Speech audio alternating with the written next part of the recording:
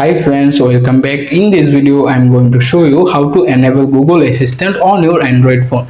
You can follow this get easily activated. Let's get started. First, take your phone, then open the Google app and make sure you can use the latest version of the app. After that, tap on your profile icon top right corner. Here, scroll down slowly, locate the settings option, click on them.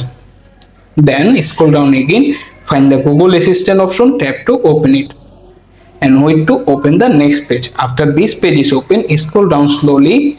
Here you can find the various option, but look at the general managers option, click on them.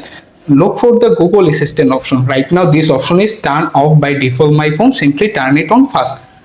After it turn on, tap on the back button to go to the previous page. Scroll down slowly, then open Digital Assistant from Google and make sure to select the Digital Assistant option, not be select Gemini. After you select, you are done. To check it work, simply return to your home screen. Say, hey Google, what the weather tomorrow in USA? And see the pop-up result. That's it. You are done. Thanks for watching. Like this video. Also subscribe to my channel.